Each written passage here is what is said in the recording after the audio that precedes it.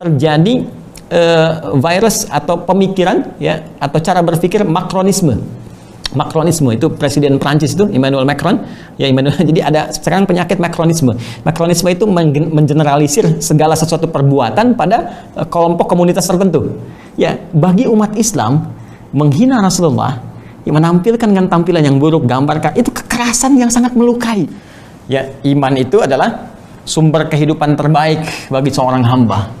Masuklah ke situ. Karena dia masuk, maka kelihatan seperti beriman. Ya, seperti beriman. Tapi karena kotor di dalamnya, ini cawan iman. Dia masuk. Setiap yang masuk ke sini mukmin.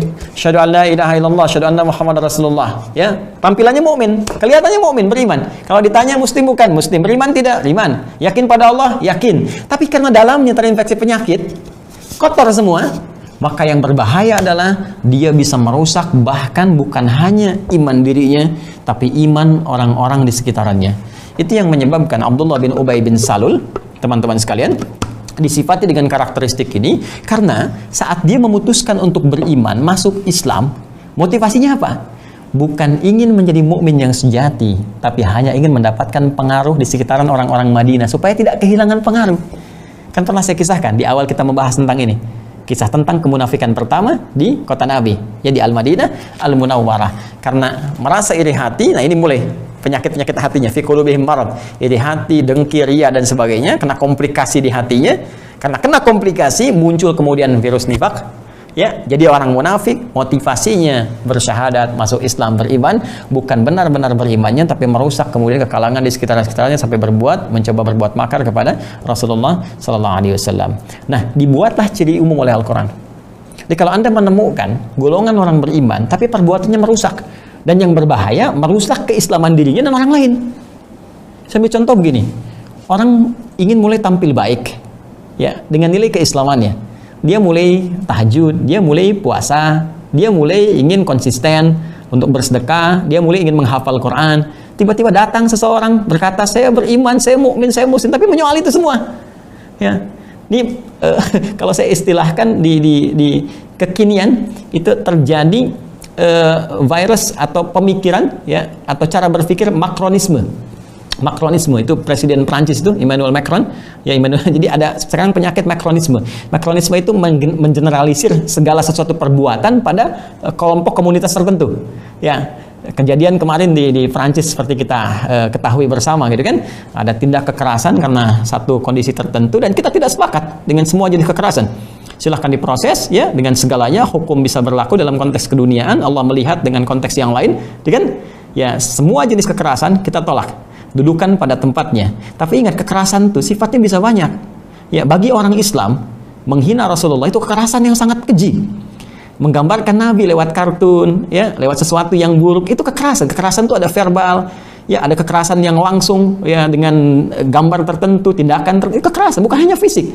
Ya, bagi umat Islam, menghina Rasulullah, ya, menampilkan dengan tampilan yang buruk, gambarkan, itu kekerasan yang sangat melukai. Ya, karena itu tidak ada kebebasan mutlak, semua diikat.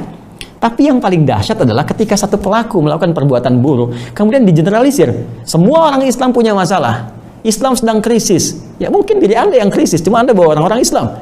Ya, nah ini yang jadi persoalan. Jadi kalau pecinya itu nggak masuk ke kepala, jangan pernah disoal kepala, jangan potong kepalanya. Pecinya yang diperbaiki. Ya, saya beri gambaran gini, ini dalam konteks kita memberikan argumentasi ya, berpikir yang benar gitu. Jadi kalau ada satu itu salah, jangan semua generalisir. Maka jadi sesuatu cara berpikir yang keliru.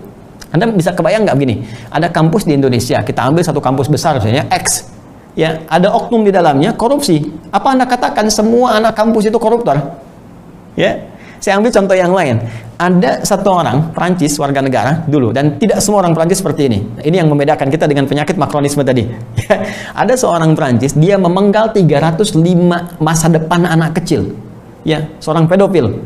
Ya, dia berbuat sesuatu yang buruk, berbuat pedofil ya kepada 305 anak Indonesia. Anda bayangkan. Tapi indahnya orang Indonesia. Dahsyatnya kebesaran berpikir. Ya, masyarakat muslim terbesar di dunia, Indonesia. Tidak pernah satupun orang Islam Indonesia mengatakan semua orang Prancis pedofil. Tidak. Hanya mengatakan ini oknum. Silahkan tindak dengan hukum yang berlaku. Padahal dia telah memenggal 305 masa depan anak-anak itu untuk dewasanya. Tapi inilah cara berpikir kita, tidak pernah mengeneralisir sesuatu sehingga menjadi sesuatu yang luas. Ini cara berpikir kita ya, sehingga kita koreksi dan kita doakan menjadi baik. Tidak harus kemudian kita arahkan pada sesuatu yang kontraproduktif juga, tidak. Bagi teman-temanku sekalian, saudara-saudariku yang dari Paris, dari Prancis, sekitaran yang ada di Indonesia, Anda semua diterima dengan baik. Insya Allah kita jadi teman yang baik, ya, bersahabat dengan baik. Tidak ada hal yang menghambat kita untuk berbuat buruk dalam kehidupan. Saya pun pernah ke Paris dan alhamdulillah kita bisa berbaur dalam kebaikan. Saya yakin kita semua baik, hanya kesalahan berpikir itu kita luruskan. Mudah-mudahan apa yang sampai dari Presiden Macron pun ini boleh jadi hanya kesalahan berpikir. Tapi kalau penyakit itu yang berbahaya. Makanya itu yang saya sebut dengan Macronisme. Kalau itu jadi penyakit, ya, jadi sesuatu paham yang mesti kita perbaiki sehingga tidak menimbulkan kekerasan baru yang muncul di lingkungan masyarakat. Anda komitmen dengan Allah. Allah bikin aturan dan Allah punya sifat maha adil. Allah tetapkan kalau Anda benar mengikuti seperti ini, hasilnya begini. Tapi kalau Anda berbuat seperti ini, menutup diri, maka dengan sendirinya akan terkunci di situ. Maka ditetapkan oleh Allah. Ini yang menyebabkan ayat 7 langsung ditetapkan diksi yang tegas. Khatamallahu ala qulubihim wa ala sam'ihim wa ala absarihim ghishawah. Maka Allah, nah ini terjemah mushaf nih.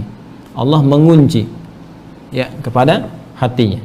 Kemudian pendengarannya dan menutup penglihatannya. Kalau baca sekilas saja, mengabaikan cara pemahaman tadi, orang akan menyimpulkan, oh Allah tega ya. Kalau ditutup dia nggak bisa nerima hidayah dong. Bukan. Pada asalnya yang menjadikan tertutup mata, telinga, bahkan hatinya, pribadi orang ini sendiri, dia sendiri yang nutup. Maka hukum Allah berlaku di situ. Tapi rahman Allah sekali lagi selalu mengalahkan murkanya sebelum nyawa sampai ke kerongkongan itu. Tetap masih diberikan jalan-jalan petunjuk sampai tingkat terakhirnya. Itu pun kalimatnya itu menggunakan ataf. Khatamallahu ala qulubihim. Mungkin hatinya belum terima, tapi mungkin pendengarannya masih mau dengar, ada adzan. Makanya kan kadang-kadang tinggal dekat masjid tadinya anti nutup diri, bahkan marah-marah, teriak-teriak. Tapi lama-lama orang adzan, tiba-tiba dari adzan tuh masuk Islam. Ya.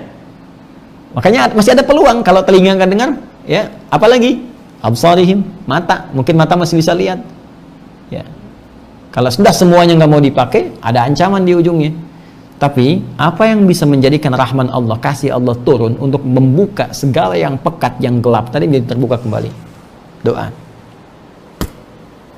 Karena itu kalau Anda sudah mendapati orang-orang yang keras pertentangannya, berat, nggak bisa dinasehati, sudah jangan capek-capek kata Quran. Tapi ada jalan lain yang bisa melembutkan itu. Berdoalah. Minta kepada Allah untuk melembutkan hatinya. Mohon. Ya, minta. Karena itu Nabi pernah mengajarkan ketika Umar itu begitu keras. Luar biasa. Nabi berdoa kepada Allah untuk melembutkan hatinya. Ya. Apa yang terjadi? Baru dengar Taha. Ma anzalna 'alaikal Qur'ana litashqa. Begitu mendengar Taha, ma anzalna 'alaikal Qur'ana litashqa. Kami turunkan Quran bukan untuk membebani hidupmu, kan? Tiba-tiba datang menghunjam pada jiwanya. Bisa terjadi. Seorang yang tadinya keras, dulu penulis film fitnah itu, betul-betul menfitnah tentang Islam dan sebagainya, kan?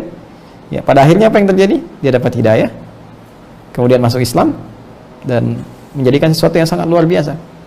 Ya, ada penulis kartun yang menghina Nabi Muhammad itu, saya punya kawan orang Arab, ya, ini sangat menarik ya. Jadi ada dulu yang suka bikin kartun yang menghina Nabi dari Denmark dulunya, ya kan? Satu kali Arnold, kalau tidak keliru namanya, itu datangi oleh sahabat kami ini, ya, datang aja ke tempatnya. Begitu datang, ya, dia nggak bilang apa-apa, cuma ingin datang, ketemu, pengen ngajak makan, ya kan? Dia jamu sebaik-baiknya. Jadi orang ini datang, di servis, dibawa ke restoran paling bagus, diperlakukan baik dan sebagainya, sampai duduk, sampai bingung orang ini yang mencela Nabi lewat kartun itu. Ya, ketika sudah ngobrol-ngobrol makan begitu, dia tanya, Anda kan orang asing dari jauh ke sini, terus menjamu saya servis seperti ini, bagus luar biasa.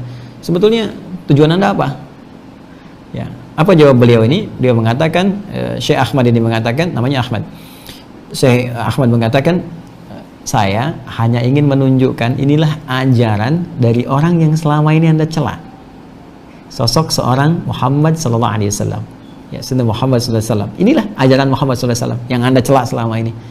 Ya, beliau mengajarkan memuliakan orang lain, beliau mengajarkan bagaimana bertoleransi dalam kebaikan, hadir di saat orang lain merasa kesulitan, memuliakan orang lain. Kami menyadari bahwa mungkin boleh jadi Anda menulis karena Anda belum kenal. Kayaknya diam. Setelah itu minta referensi, dikirimkan buku-buku, dibaca. Selang berapa lama bersyahadat, lalu diajak oleh beliau menunaikan haji. Ya, bertemu dengan Syekh Sudes, kalau saya tidak keliru, saya ditunjukkan gambarnya. Dan tahu apa yang terjadi sekarang? Jadi dai. Ya, dan bukan dai biasa, dai yang membawa cinta kepada Rasulullah SAW. Ya, memperkenalkan Nabi, keindahan Nabi dan sebagainya. Ini Masya Allah.